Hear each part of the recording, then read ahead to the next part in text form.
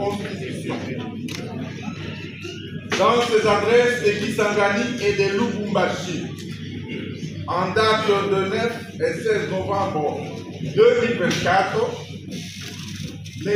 Félix Tshisekedi Tshilombo a confirmé sa volonté de changer la Constitution du 18 février 2006 sous prétexte qu'elle n'est pas adaptée aux réalités congolaises, qu'elle a été rédigée par des étrangers et à l'étranger et qu'elle ne préserve pas la souveraineté nationale. Nous, forces politiques et sociales, porteuses des aspirations profondes du peuple congolais, après avoir suivi avec consternation M. Félix Tshisekedi sur sa volonté de changer la Constitution, déclarons solennellement notre opposition à ce changement ou cette révision de la Constitution, notamment pour des raisons ci-dessous. 1. Contrairement aux affirmations mensongères de M. Tshisekedi, prétendant que la Constitution du 18 février 2006 serait l'œuvre des étrangers, bien, celle-ci est issue du travail des Congolais, réunis à Simissi, dans la ville de Kisangani. Elle a été rédigée par le Parlement congolais et adoptée par le peuple au référendum dans sa très grande majorité, exprimée à 85%. Elle est donc ainsi l'expression de notre souveraineté nationale et ne constitue en aucun cas une imposition, ni des belligérants, encore moins des puissances étrangères. La Constitution a été conçue pour assurer le bon fonctionnement des institutions de la République, prévenir les conflits internes, promouvoir et consolider la cohésion et l'unité nationale, garantir les libertés publiques, promouvoir l'état de droit, empêcher les dérives dictatoriales et garantir une alternance démocratique régulière. En outre, il n'y a rien de plus faux que l'affirmation de M. Félix Tshilombo déclarant à Lubumbashi que l'article 217 serait responsable de l'occupation de nos terres par les étrangers. En réalité, là, il confond la notion de souveraineté avec la notion de la sécession de terre.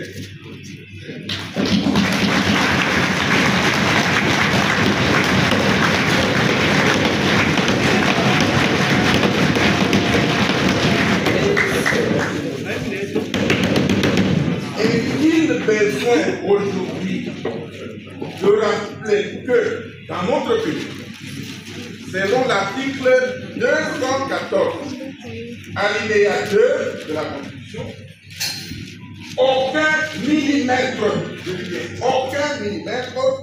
du territoire national ne peut être cédé à quiconque sans l'accord préalable du peuple congolais consulté par référendum.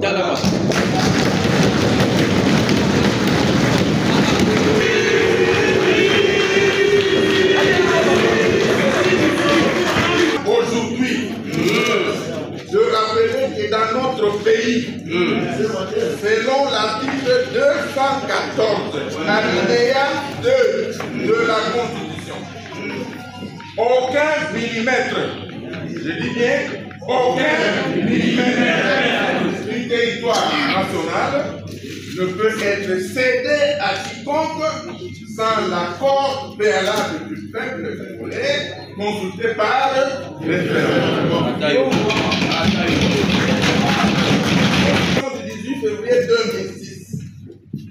n'empêche M. Tshisekedi Tshilombo d'améliorer les conditions sociales du peuple congolais.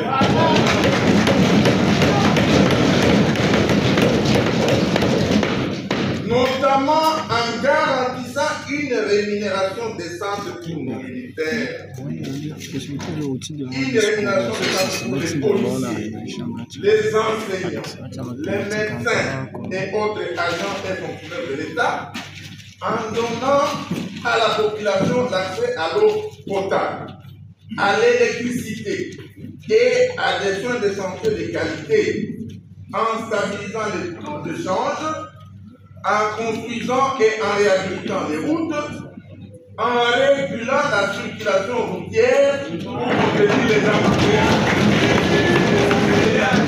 en construisant et en réhabilitant les routes, en régulant la circulation routière pour contenir les embouteillages, en récupérant Bunagana.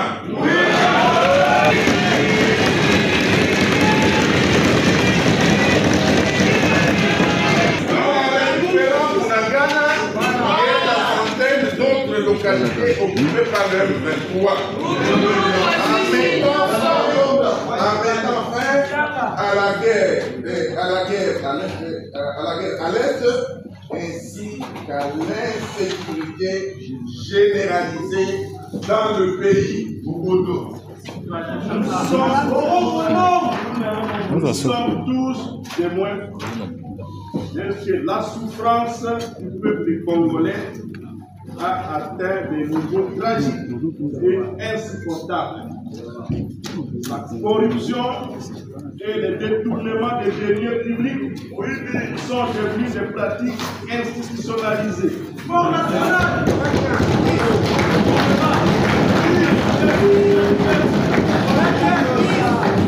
L'espace de liberté s'est gravement rétréci.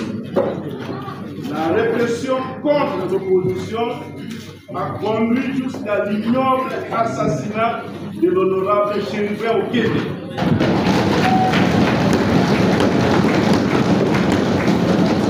Les violations des droits humains, le tribalisme, le népotisme, les arrestations arbitraires et détentions illégales des opposants, notamment à l'heure actuelle, Seth Kouli, Jean-Marc Kaboun, Mike Moukebaï et bien d'autres.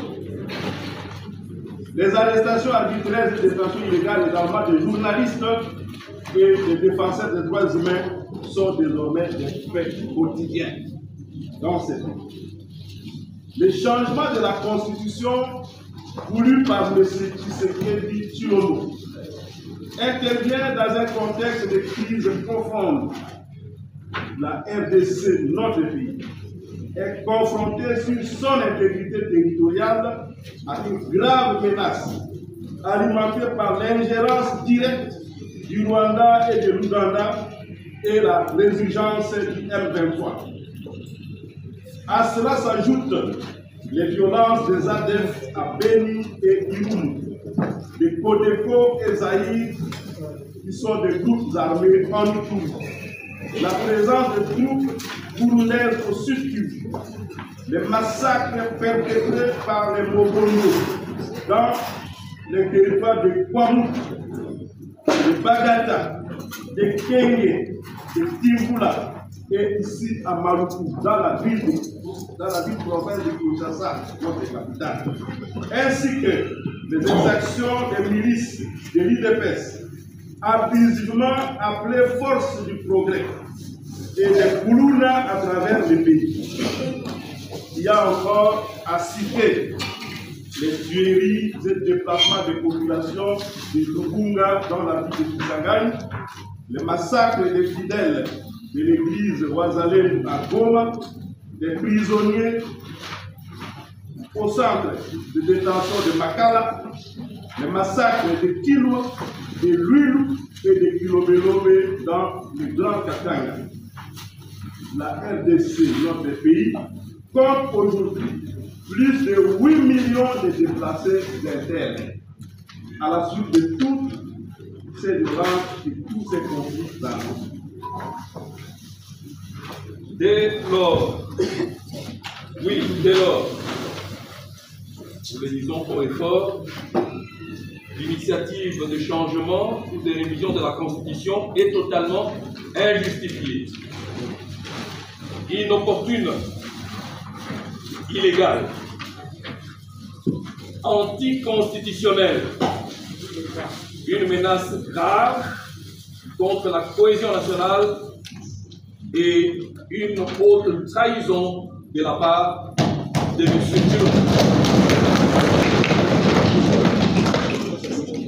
Il ressort de ce qui précède qu'au lieu de défendre l'intégrité territoriale de la RDC, notre pays, de s'attaquer au véritable problème du pays, de promouvoir la cohésion nationale,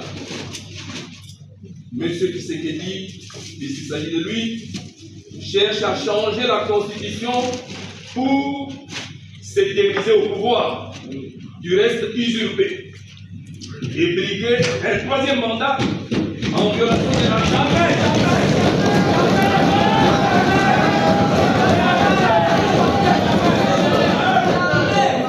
Je disais, M. Tshisekedi, puisqu'il s'agit de lui, cherche à changer la Constitution pour sécuriser au pouvoir, du reste usurpé, et briguer un troisième mandat en violation de l'article 70 qui limite le nombre de mandats présidentiels à 2 et à l'article 220 qui impose entre autres que le nombre et la durée des mandats du président de la République ne peuvent faire l'objet d'aucune révision constitutionnelle. La constitution de notre pays n'ayant pas prévu de mécanisme de son changement, cet acte, il faut le dire, est constitutif d'un coup d'État. Oui.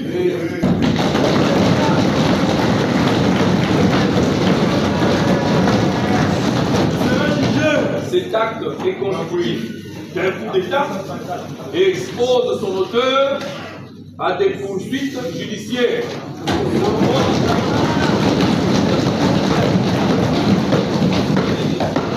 À des poursuites judiciaires pour haute trahison, fait prévu à l'article 165 de celle-ci. Face à cette dérive dictatoriale de M. Tshilombo, les forces politiques et sociales lancent un appel solennel à toutes les personnes éprises de paix et de justice, patriotes, opposés à la dictature, de nous mobiliser tous ensemble pour faire barrage à ce projet macabre de changer notre Constitution. Chers compatriotes, conformément à l'article 64 de la Constitution, les forces politiques et sociales appellent le peuple congolais à s'élever comme un seul homme.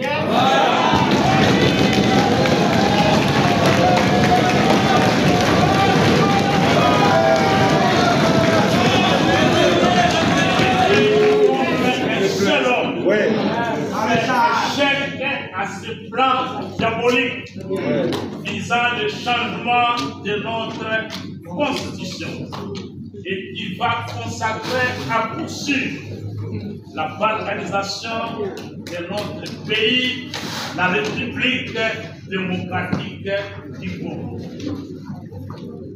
Des manifestations citoyennes à travers tous les pays et dans la diaspora seront organisées dans les jours à venir.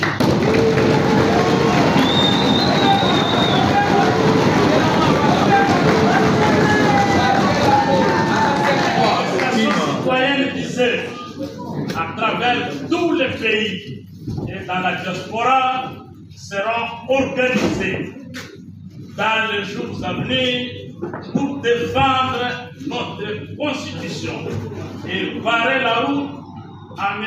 Félix Tshisekedi. Peuple congolais, l'heure est grave.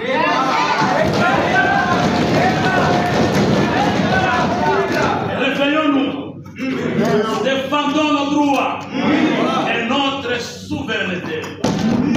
Empêchons M. Félix Tshisekedi de réaliser son coup d'État constitutionnel.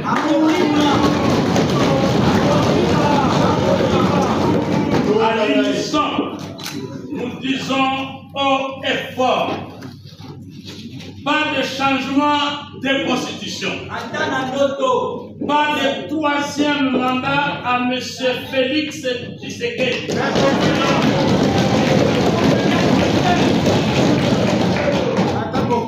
Pas de présidence à vie jamais.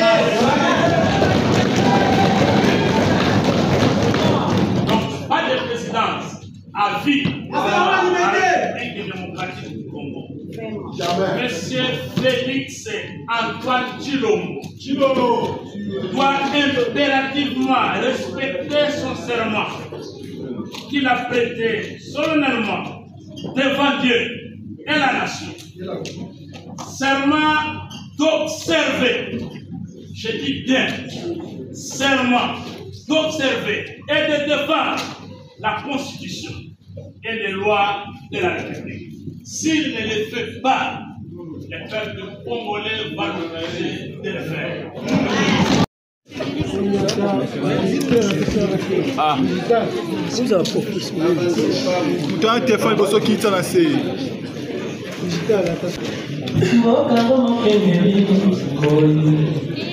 Mboka